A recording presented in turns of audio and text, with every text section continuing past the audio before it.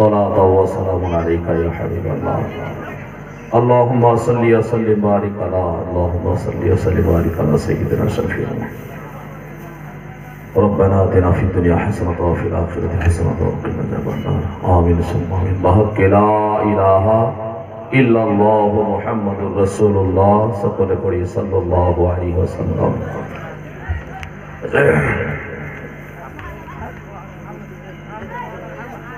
শ্রদ্ধেয় সম্মানিত সুচক্ষ সুদক্ষ অভিজ্ঞ স্মরণীয় বরণীয় আজকের এই জীবনী জলসার যোগ্যতম সভাপতি সাহেব, ওলামায়ে কেরাম, তলবায়ে ইসলাম, ইসলামিক দরদি বাপজিরা, ভাইরা, পারদানা সিনমা বোনেরা, সকলকে জানাই আমার আন্তরিক সালাম। আসসালামু আলাইকুম ওয়া রাহমাতুল্লাহি ওয়া বারাকাতুহু। ওয়া আলাইকুম আসসালাম ওয়া রাহমাতুল্লাহ। ভাইরা, বাপজিরা, মুসলমান আমার, একটু সামনে এসে বসার চেষ্টা করবেন।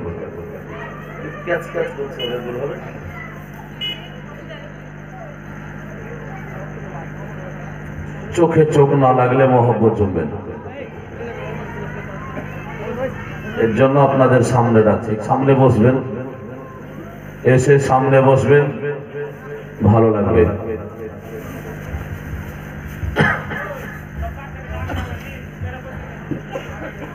আলহামদুলিল্লাহ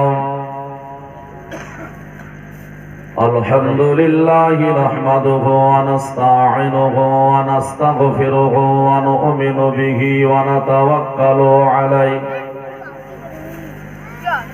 ওয়া নাউযু বিল্লাহি মিন শুরুরি আনফুসিনা ওয়া মিন সাইয়্যাতি আমালিনা من يهده الله فلا مضل له وما يضلله فلا هادي له ونشهد أن لا إله إلا الله وحده لا شريك له ونشهد أن سيدنا وحبيبنا وحبيب طبيبنا طبيب قلوبنا وغياثنا وسندنا وملجانا محمد بارك وسلم صلوا عليه صلاة وسلاما عليك يا رسول الله صلاة وسلاما عليك يا حبيب الله أعوذ بالله من الشيطان الرجيم بسم الله الرحمن الرحيم كنا لباس لكم وأنتم لباس لهن القرآن بسم الله الرحمن الرحيم لقد خلقنا الإنسان في أحسن تقويم القرآن قال الله تبارك وتعالى في كلامه المجيد والفرقانه الحميد إن الله وملائكته يصلون على النبي يا أيها الذين آمنوا صلوا عليه وسلموا تسليما اللهم صل على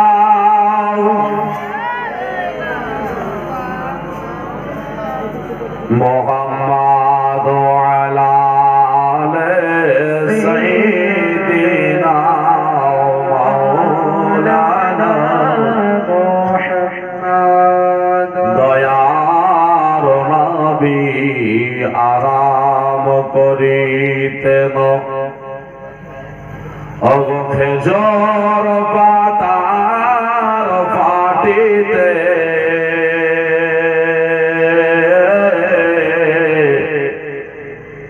আরো বরত মানে আরাম করে নবী সোনার মদিনার মাটিতে আল্লাহুম্মা সাল্লি আলা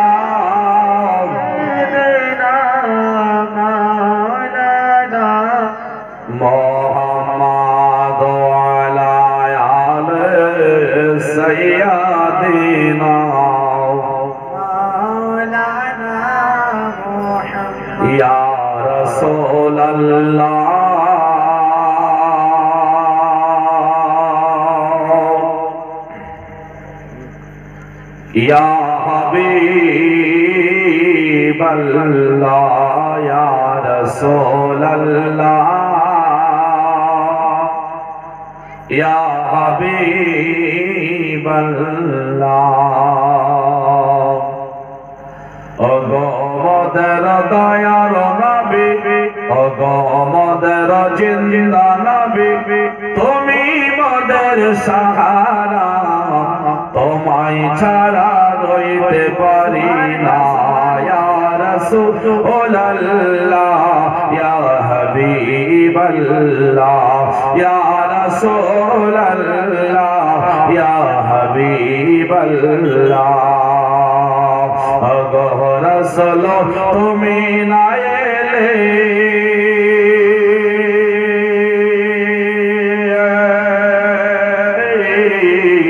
আর কে বা জানতো খোদাকে বলে আর তুমি ওগো রাসূল না এলে আর কে বা জানতো মওলাকে বলে আর তুমি এসে দিলে নবী তুমি এসে দিলে নবী স্বয়ং খোদার ঠিকানা তোমায় ছাড়া রইতে পারি না গো নবী তোমায় ছাড়া থাকতে পারি না ইয়া রাসূলুল্লাহ ইয়া হাবিবাল্লাহ ইয়া রাসূলুল্লাহ ইয়া হাবিবাল্লাহ জোরে বলে সুবহানাল্লাহ। আলোচনা জীবনী শুনবেন, তবে পৃথিবীর মানুষ রাসূল পাক সাল্লাল্লাহু আলাইহি ওয়াসাল্লামের জীবনী আমরা শুনি, হাসান হুসাইনের জীবনী শুনি, ফাতিমা ও আলী রাদিয়াল্লাহু তাআলা আনহুমার জীবনী শুনি। আচ্ছা, আপনার আমার কি জীবনী আছে? আমাদের জীবনী নাই? আপনার আমার জীবনী কি? আমরা সকালবেলায় বিছানা থেকে উঠে খাই আর সন্ধ্যের সময় ঘুমাই, লোকের সঙ্গে মানুষের সঙ্গে ঝগড়া ঝাঁটি করি, এটা কি জীবনী না কিছু ভালো আছে? আছে না? কথা খুব দূরে দূরে হয়ে যাচ্ছে, আপনারা দূরে বসে পড়েছেন। কাছে থাকলে একটু কথা বলা হয়। এখানে বাচ্চা ছেলে বসে আছে, কাদের সঙ্গে কথা বলবো? তো নিজেদেরও জীবনী আছে, আর জীবনী খুব সুন্দর। আমার আল্লাহ পাক বলেছেন কোরআনে, লাকাদ খালাকনাল ইনসানা ফি আহসানি তাকওয়িম।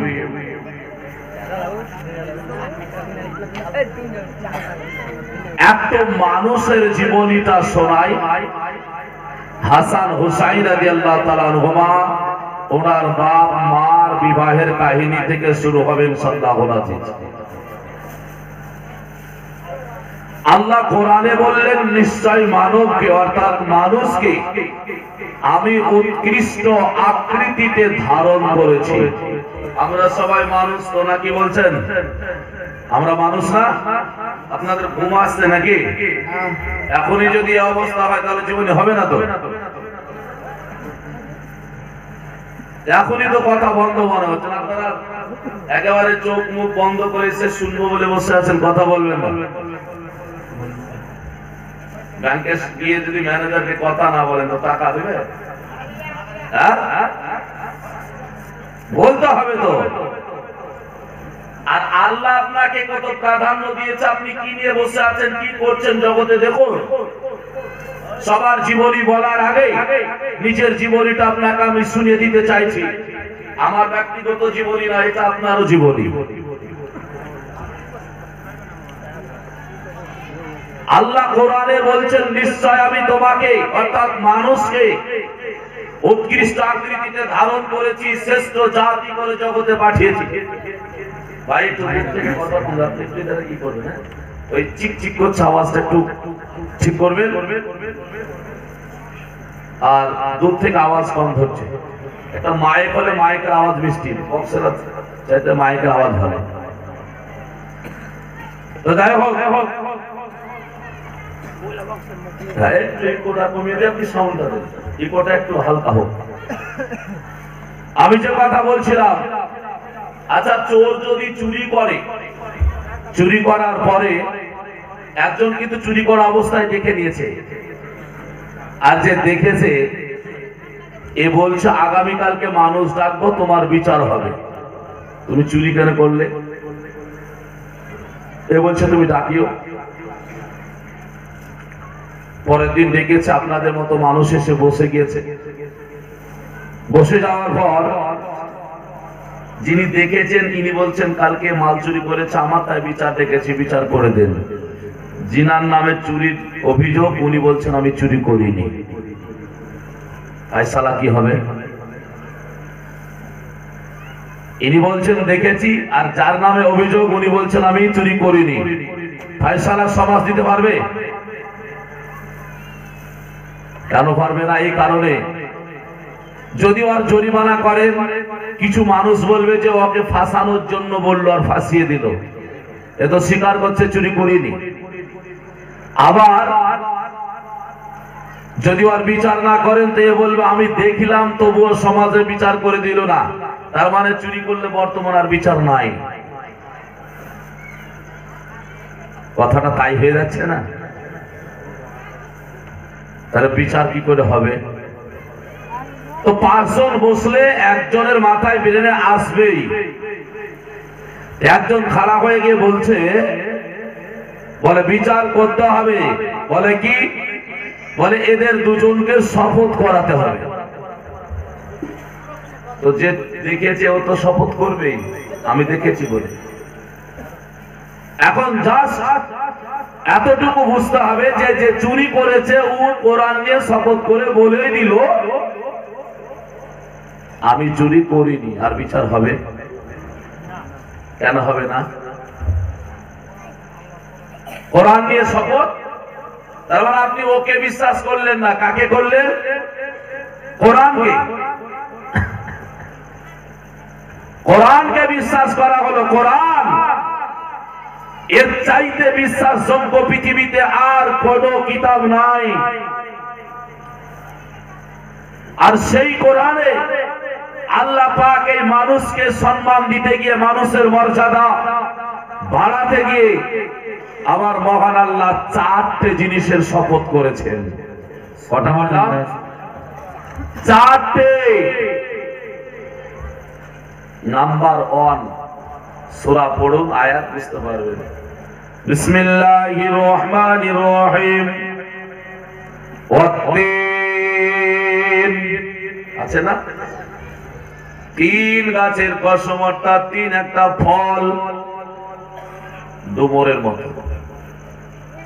ওয়াজাইতুন, আর জাইতুনের কসম, দুটো হলো। ওয়াতুরি সিনিনা, সিনাই পর্বতের। ওয়াহাদাল বালাদিল আমিন, ওই নিরাপদ শহর যে শহরে আমার রাসূলুল্লাহ আরাম করেন। চারটে শপথ করে আল্লাহ বললেন লাকাদ খালাকনাল ইনসানা ফি আহসানি তাকওয়িম, নিশ্চয় মানবকে সৃষ্টি জগতের উৎকৃষ্ট আকৃতিতে ধারণ করেছি।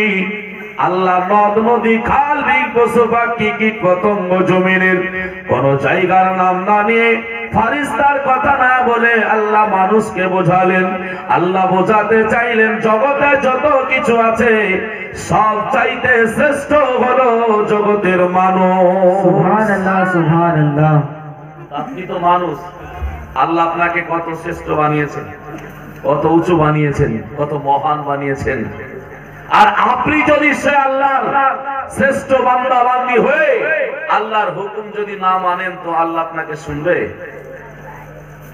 এটা কি জগতে না ইন্তেকাল করার পরে? প্রথমে দুটো কথা বলছি এই কারণে যে আমরা নিজের জীবনীটাই জানি না। এত বড় সম্মান দিল না, ফারিস্তার কথা বললো না, অন্য কারো কথা বললো। আল্লাহ পাক রব্বে কায়নাত জাল্লা জালালুহু মানুষের কথা বলার পরে উনি বলছেন যে ইন্তেকাল করার পরে যখন তোমাদের জান্নাত জাহান্নামের হিসাব হয়ে যাবে, জাহান্নামের আগুন দাউ দাউ করে জ্বলে তোমার দিকে ছুটে আসবে। খাবো, ক্ষুধার্ত পিপাসিত জাহান্নামী, আল্লাহর ইবাদত করেনি, আল্লাহ রাসূলের জিকির আজকার শুনেনি, এদেরকে ভক্ষণ করে ক্ষুধার্ত পিপাসা সব দূর করে নেব।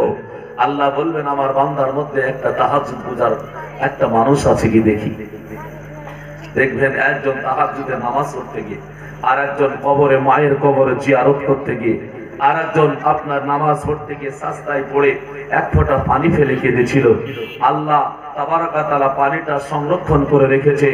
আমরা জানি পানিটা জমিনে পড়ে গেলে মনে হয় জমিনে শোষণ করে নাই, কিন্তু আল্লাহ এই পানিটা জমিনে ফেলে না, আল্লাহ পাক এটাকে সংরক্ষণ করে রেখে দেয়।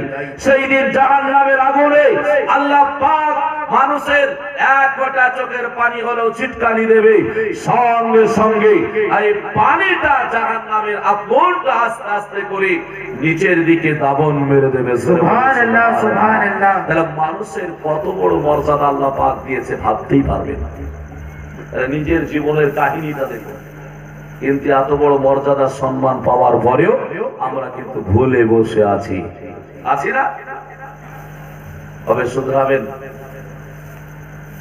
চলুন আজকে আমরা শুধরিয়ায় সব পথ ভুলে গিয়ে আল্লাহ রাসূলের পথে ফিরে আসি। আপনি বলবেন আমি মুসলমান, আল্লাহর পথেই তো আছি, বলে না। আপনি মুসলমান হলে আল্লাহর পথে আছেন এমনটা নয়। যতক্ষণ আল্লাহর ইবাদতে মন দিয়েছেন, যতক্ষণ না নিজের জীবনটাকে আল্লাহর রাস্তায় আনতে পেরেছেন, ততক্ষণ আপনি দাবিদার হয়ে আছেন। আসলে কর্মে নয়, কাজে নয়, আসলে খাতাতে হিসাবে নিকাশে নন। আল্লাহ পাক পৃথিবীর বুকে দুটো জায়গা দিলেন, এক হলেন কাবা, আর একটা হলো রাসূলুল্লাহ। কাবায় জন্ম নিলেন হযরতে আলী মুর্তজা রাদিয়াল্লাহু তাআলা আনহু, আর রাসূলের ঘরে জন্ম নিলেন হযরতে ফাতিমা রাদিয়াল্লাহু তাআলা আনহা। হযরতে খাদিজা রাদিয়াল্লাহু তাআলা আনহা যখন ফাতিমাকে গর্ভে ধারণ করেছিলেন, একটা সুগন্ধি সুন্দর একটা সেন্ট পেতেন। তো ফাতিমা রাদিয়াল্লাহু তাআলা আনহা যেই দিন পৃথিবীতে জন্ম নিয়েছিলেন, সেই দিনই এই সেন্টটা পাওয়া গিয়েছিল। আমার রাসূল বলতেন, রাসূল বলেছেন, ফাতিমা গর্ভে থাকা অবস্থায় এই সেন্ট আমার আল্লাহ পাক জগতে ছড়িয়ে দিয়েছে। জোরে বলি সুবহানাল্লাহ সুবহানাল্লাহ। হযরতে ফাতিমা রাদিয়াল্লাহু তাআলা আনহা আল্লাহ রাসূল সাল্লাল্লাহু আলাইহি সাল্লামের চারটি বেটির ছোট বেটি। খাদিজার গর্ভে থেকে চারটি কন্যা জন্ম নিয়েছিল।